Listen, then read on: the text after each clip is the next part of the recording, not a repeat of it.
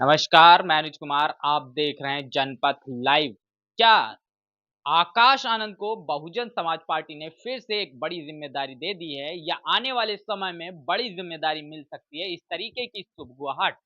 फिर से शुरू हो गई है। ऐसा क्यों हुआ है, इस पूरी वीडियो में आपको पता चल जाएगा। लेकिन जिस तरीके से देखा जाए, तमाम लोकसभा चुनाव हुआ और लोकसभा चुनाव के बीच से जिस तरीके से सीतापुर में एफआईआर होने के बाद आकाश आनंद को बहुजन समाज पार्टी की तमाम जिम्मेदारियों से अलग कर दिया गया, उसके बाद लगातार आकाश आनंद की को वापस लाने की मांग की जा रही है। लगातार आकाश आनंद को लेकर जो तमाम जो समर्थक हैं, वो लगातार बसपा सुप्रीमो से तमाम तरीके की मांगे कर रहे हैं और आकाश आनंद को पुनः पार्टी की जिम्मेदारी देने की बड़ी बात करते हुए नजर आ रहे हैं। ऐसे में अगर देखा जाए, बहुजन समाज पार्टी ने उपचुनाव को लेकर एक सूची जारी की है और इस सूची में अगर आप देखेंगे, बहन मायावती जी के बाद में दूसरे नंबर पर अगर किसी का नाम इस पूरी सूची में दिखाई देता हुआ नजर आ रहा है, तो वो बहुजन समाज पार्टी के पूर्व नेशनल कोऑर्डिनेटर आकाश आनंद जी का है। इसके पहले अगर तमाम आपने सूचियां देखी होंगी, तो उन सूचियों में कभी भी आपने देखा होगा तो दूसरे नंबर पर हमेशा ही आनंद कुमार का नाम रहता था, जो आकाश आनंद जी के पिता हैं। लेकिन इस पूरी सूची में अगर आप देखेंगे, आकाश आनंद का नाम दूसरे नंबर पर है, यानी बसपा सुप्रीमो के बाद पूरी पार्टी में अगर देखा जाए, अभी भी दूसरे नंबर पर आकाश आनंद है। इससे एक बार फिर से जो है मीडिया और तमाम राजनीतिक गलियारों में एक सुगबुगाहट शुरू हो गई है। लगातार लोगों के बीच में आकाश आनंद चर्चा में बने हुए हैं और ये कहा जा रहा है कि बसपा सुप्रीमो जो 23 तारीख को एक समीक्षा बैठक करने वाली है, उससे पहले इस तरीके की सूची आना कहीं न कहीं आकाश आनंद की वापसी और आकाश आनंद को तमाम ज़िम्मेदारी दी जाएगी, इसकी भी जो है एक सुगबुगाहट आती हुई नज़र आ रही है। लेकिन अगर हम लोकसभा चुनाव की बात करते हैं, तो उन लोकसभा चुनाव में तमाम वो सीटें जहां पर आकाश आनंद ने चुनाव का प्रचार किया और तमाम वो सीटें जहां पर आकाश आनंद को हटाए जाने के बाद चुनाव हुआ, तो अगर उनमें आप देखेंगे एक बड़ा वोटों के मार्जिन का एक अंतर नजर आएगा। आकाश आनंद ने तमाम वो सीटें जहां पर चुनाव का प्रचार किया, वहां पर बहुजन समाज पार्टी का प्रदर्शन सबसे बेहतर रहा। 2 ढाई लाख तक की वोट जो है बहुजन समाज पार्टी उन तमाम सीटों पर पाई है जहां पर आकाश आनंद ने अपनी जनसभाएं की है। तो इससे कहीं ना कहीं देखा जाए, आकाश आनंद से तमाम वो युवा, तमाम वो बहुजन समाज, तमाम जो लोग बहुजन समाज पार्टी से कनेक्ट नहीं हो पा रहे थे, वो आकाश आनंद के उस भाषण शैली से, आकाश आनंद से कनेक्ट होकर बहुजन समाज पार्टी से जुड़ते हुए नजर आ रहे थे। और यही बड़ी वजह रही कि जब आकाश आनंद को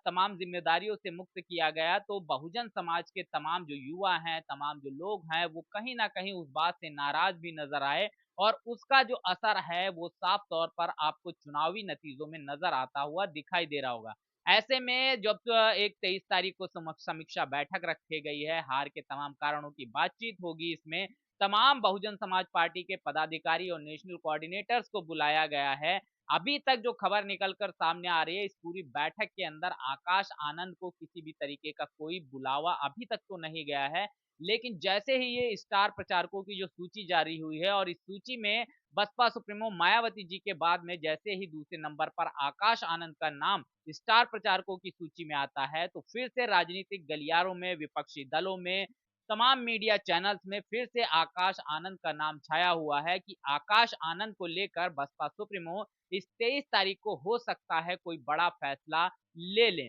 लेकिन बसपा के अंदर की बात जो है किसी को पता नहीं चलती है, क्योंकि बसपा जो तमाम जो बातें होती हैं वो सिर्फ मायावती तक सीमित रहती है और मायावती जब भी कोई फैसला लेती हैं वो अचानक से फैसला होता है। और तो शायद इसीलिए जो है बसपा के अंदर की जो खबरें हैं वो अभी निकाल कर कोई नहीं पा रहा है, क्यों निकाल नहीं पा रहा है। इसका सबसे बड़ा जो कारण है, उसका कारण है कि बसपा जो है तमाम जो रणनीति तय करती है वो बसपा सुप्रीमो मायावती जी के द्वारा तय किया जाता है और क्या कुछ बसपा में होगा वो वही निर्धारित करती हैं। हालांकि हार के कारणों की समीक्षा होगी, इसमें तमाम जो नेशनल कोऑर्डिनेटर्स रहेंगे, तमाम लोग इसमें मौजूद रहेंगे। लेकिन उससे पहले जो उपचुनाव होने वाले हैं, उन उपचुनाव में आकाश आनंद को स्टार प्रचारक के रूप में दूसरे नंबर पर एक बड़ी जो है बदलाव की ओर इशारा करते हुए नजर आ रही है। हालांकि क्या कुछ होगा वो तो 23 तारीख को ही पता चलेगा। लेकिन जिस तरीके से ये खबर निकल कर आई और आकाश आनंद का जिस तरीके से प्रभाव, अगर समीक्षा सीटों की होगी, वोट परसेंटेज की होगी और वोटों के वो जो सीट वाइज़ वेटो वो जो वोट हैं,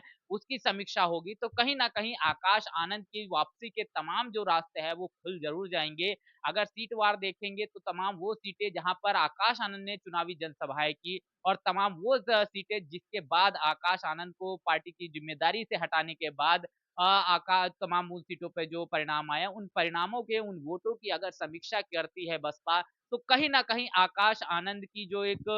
कनेक्टिविटी की वजह से जो बहुजन समाज पार्टी को जो सीटें हैं जहाँ पर आकाश आनंद ने प्रचार किया, उन सीटों पे जो वोट मार्जिन हासिल हुआ है, वोट परसेंटेज हासिल हुआ है, वो कहीं न कहीं आकाश आनंद की वजह से मजबूत हुआ है। बसपा में जिस तरीके से वो लगातार तमाम चीज़ों को बखान कर रहे थे, बसपा के शासनकाल को लोगों को बता रहे थे, उनकी भाषण शैली से बसपा मजबूत हो रही थी और यही बड़ी वजह है कि तमाम जो लोग जो बहुजन समाज पार्टी में मलाई खाने के लिए बैठे हुए हैं, वो नहीं चाहते थे कि आकाश आनंद की वजह से उनकी दुकानें बंद हो जाएँ। आकाश आनंद क्योंकि तमाम वो लोग जो बात बसपा सुप्रीमो तक नहीं पहुँचा पाते थे, वो एक माध्यम बन गए थे आकाश आनंद जिसकी वजह से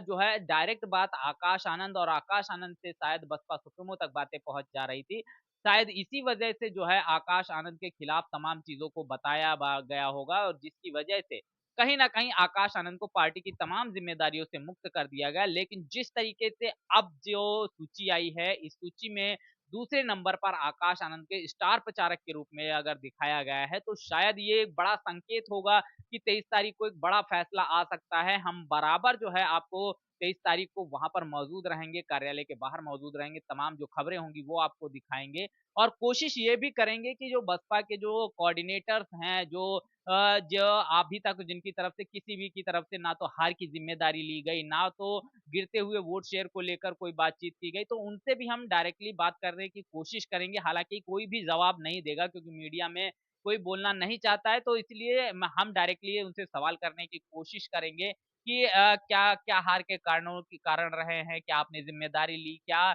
जो बसपा के खिलाफ एक षड्यंत्र रचा गया था, वो जनता तक पहुँचाने में आप नाकामयाब क्यों रहे? क्योंकि एक हमने वीडियो किया था जिसमें ये हमने बताया था कि बसपा सुप्रीमो इंडिया अलायंस में क्यों शामिल नहीं हुई है, उसमें किस तरीके से समाजवादी पार्टी, कांग्रेस और तमाम उन दलों के द्वारा लालू प्रसाद यादव से लेके तमाम उन